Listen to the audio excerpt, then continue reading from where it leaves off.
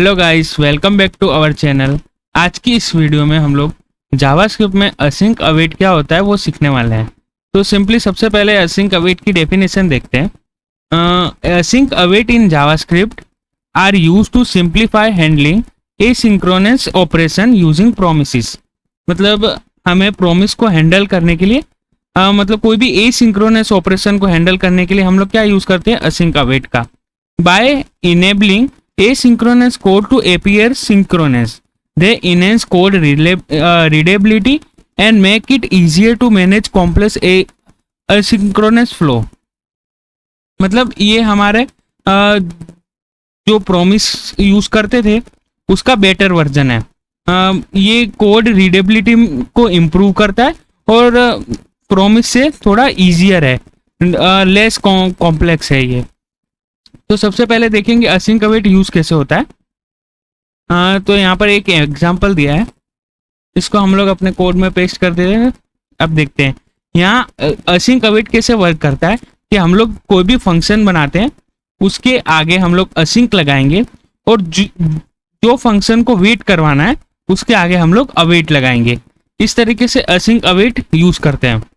अब मैंने ये अवेट में क्या किया है, सिंपली एक फेच फंक्शन कॉल किया है और उसमें अपने जेसन प्लस होल्डर वाली एपीआई को कॉल कर दिया है और अपने को वो डेटा यहाँ पर मिल जाएगा। अब इसको जब रन करेंगे हम लोग तब हमें रिस्पॉन्स में जो भी पोस्ट का डेटा होगा वो हमें ऐसे मिल जा रहा है। इस तरीके से हम लोग असिंक और अवेट का यूज कर सकते हैं। अब इसमें और प्रोमिस में डिफरेंस क्या है वो देखते हैं। लाइक हम लोग अभी प्रोमिस बनाते हैं तो हमें क्या करना पड़ता है, इसके बाद इसमें हम लोग ध्यान लगाएंगे और उसके बाद कैच लगाएंगे। अगर प्रोमिस के अंदर दूसरा भी एक असिंक फंक्शन होता, मतलब एसिंक्रोनस कोई भी ऑपरेशन होता, तो उसके अंदर दूसरा ध्यान लगता। इस तरीके से मतलब हमें प्रोमिस की चेनिंग बनानी पड़ती। बट यहाँ पर ऐसा नहीं होगा।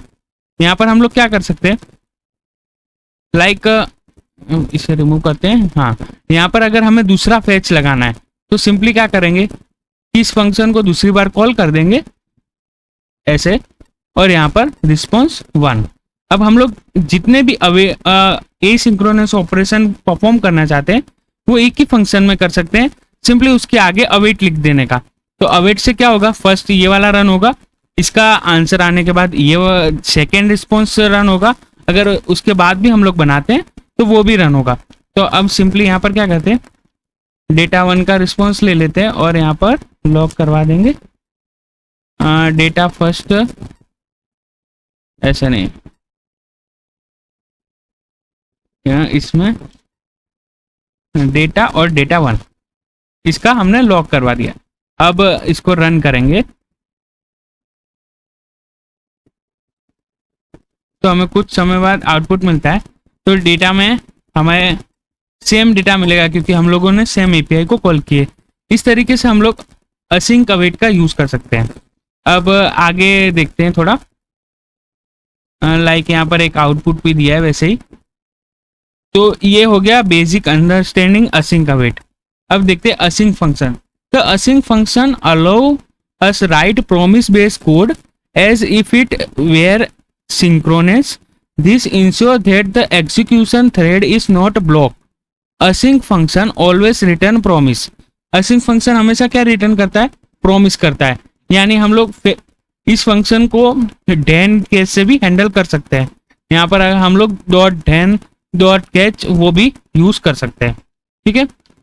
मतलब क्योंकि वो रिटर्न क्या करता है, एक प्रॉमिस रिटर्न करता है। If value is return that is not a promise, JavaScript automatically wrap in resolve promise. मतलब कोई वैल्यू अपने ने दे दी है जो एसिंक्रोनस हैंडल नहीं करती, मतलब प्रॉमिस नहीं है, तो वो उसे क्या कर देगा, रिजॉल्व में रैप कर देगा। तो डायरेक्ट हमें उसका आंसर मिल जाता है। यहाँ पर एक एग्जांपल दिया है, लाइक एक गेट डेटा नाम का फंक्शन बना दिया है असिंक, उसमें सिंपली डेटा लिखा है हेलो वर्ल्ड और उसे रिटर्न करवा दिया। पर ये तो कोई असिंक्रोनस टास्क नहीं है, ये तो सिंपली खाली रिटर्न करवाया एक फंक्शन में। तब भी तो वो क्या करेगा, रिजॉल्व में रैप कर देगा। जो प्रोमिस में दो फील्ड होती है ना, कॉल बैक फंक्शन की रिजॉल्व एंड रिजेक्ट, वो उसमें रिजॉल्व में रैप कर देगा, ठीक है। तो ये हो गया असिंक की वेट। कीवर्ड की बात। अब अवेट कीवर्ड क्यों यूज होता है? The await keyword is use wait for a promise to resolve. Await का क्या यूज होता है कि प्रॉमिस जब तक रिजॉल्व नहीं हो जाएगा तब तक वो क्या करेगा, उसका वेट करेगा। It can only only B use with in async block. मतलब अवेट को हम लोग असिंक ब्लॉक के अंदर ही यूज कर सकते हैं, असिंक फंक्शन के अंदर ही यूज कर सकते हैं। Await make the code wait until the promise return a result. कब तक वेट करेगा? जब तक हमें उसका रिजल्ट नहीं मिल जाता तब तक वो क्या करेगा, वेट करेगा। तभी यहाँ पर लिखते हैं हम लोग await. Allowing for cleaner and more manageable asynchronous code. वो क्यों यूज होता है? क्लीनर और मोर मैनेजेबल एसिंक्रोनस कोड के लिए। लाइक हम लोग धेन और कैच यूज करते हैं। सिंपली पहले मैं आपको बताता हूँ। प्रॉमिस जावास्क्रिप्ट,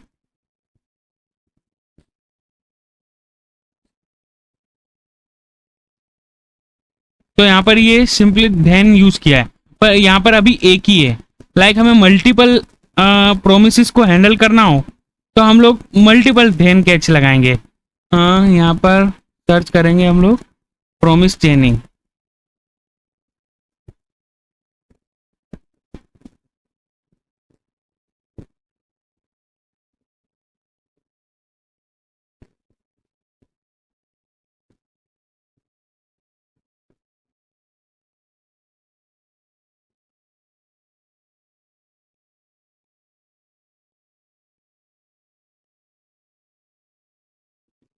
तो यहाँ पर एक ये प्रॉमिस चेनिंग का यहाँ पर एग्जाम्पल दिया है।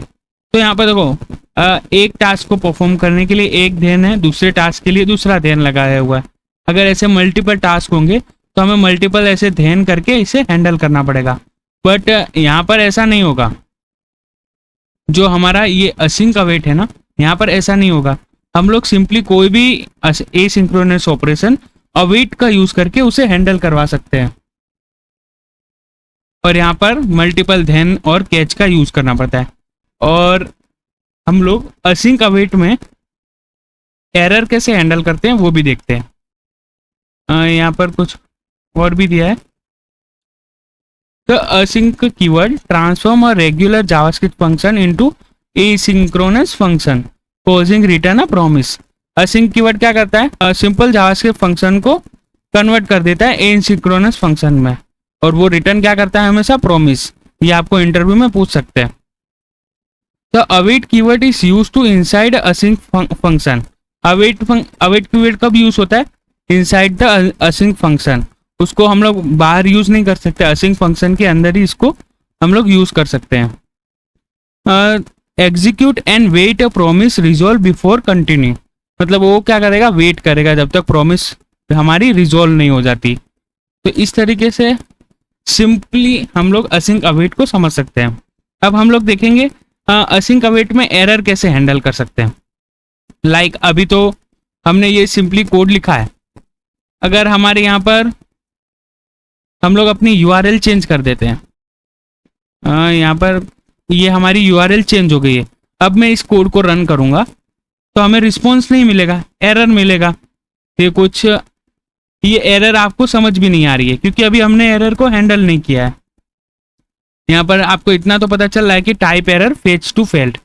तो इसे हम लोग प्रॉपरली कैसे हैंडल कर सकते हैं, उसके लिए हम लोग सिंपली ट्राई और कैच ब्लॉक का यूज करते हैं। ट्राई और कैच, तो उसे कैसे लिखा जाता है वो देखते हैं। सिंपली इसको पहले हटा देते हैं। अब यहाँ पर सिंपली लिखेंगे ट्राई और उसके नीचे हमारा कैच ब्लॉक होता है। कैच ब्लॉक में क्या होती है? हमारी एरर हैंडल होती है। ये हो गया। अब यहाँ पर जो हमारा फंक्शन था उसे ऐसे लिख देंगे और यहाँ पर इसे हटा देते हैं।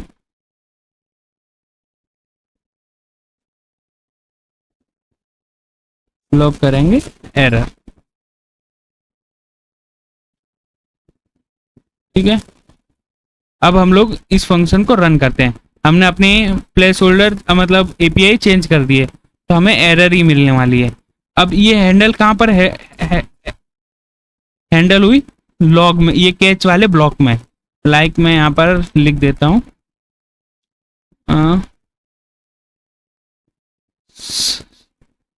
Server error.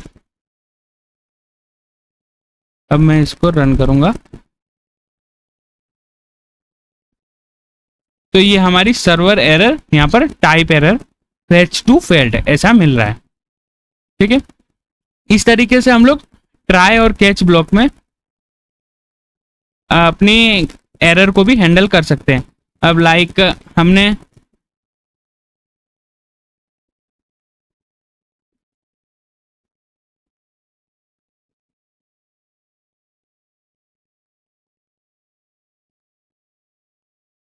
ये सही कर दिया है और यहाँ से अवेट रिमूव कर दिया है। हमने एपीआई से हम सही कर दिए और अवेट रिमूव कर दिया। तो अब हमें क्या मिलेगा, पहले इसे क्लियर कर देते। अब हमने देखो अभी यहाँ पर हमने क्या किया था, अवेट हटा दिया है तो हमारी रिटर्न क्या हुई, प्रॉमिस हुई और उसका स्टेट क्या है अभी, पेंडिंग, क्योंकि हमने उसके लिए वेट नहीं किया, डायरेक्ट उसका क्या करवा दिया, लॉक करवा दिया है। तो इस तरीके से हम लोग असिंक अवेट का यूज़ करते हैं। अब आपको अवेट ज़्यादा अच्छे से समझ आया होगा क्योंकि यहाँ पर हमने वेट नहीं करवाया, डायरेक्ट उसका लॉक करवा दिया। तो क्या आया, प्रॉमिस पेंडिंग। अब यहाँ पर सिंपली अवेट करवाएंगे और रन करेंगे तो थोड़ी देर वेट करेगा और उसके बाद हमारा क्या आ जाता है, आउटपुट मिल जा रहा है। इसको बेटर तरीके से देखने के लिए जब हमारा ये रन होगा तब हम लोग क्या करवा देंगे, लॉग फेचिंग डेटा। ठीक है, तो अब आपको पता चलेगा। तो सिंपली जब भी मैं ये कोड को रन करूंगा सबसे पहले क्या आया, फेचिंग डेटा, उसके बाद हमारा डेटा फेच होके आ गया है। इस तरीके से एसिंक्रोनस ऑपरेशन हमारा हैंडल हो चुका है। अब यहाँ पर देखते हैं JavaScript promise pre define argument for handling promises resolve and reject. अपने पास जब भी प्रोमिस हैंडल करते हैं तो दो ऑप्शन होंगे, या तो प्रोमिस रिजॉल्व होगी या तो रिजेक्ट होगी। अब रिजॉल्व होती है तो use when asynchronous task is complete successfully.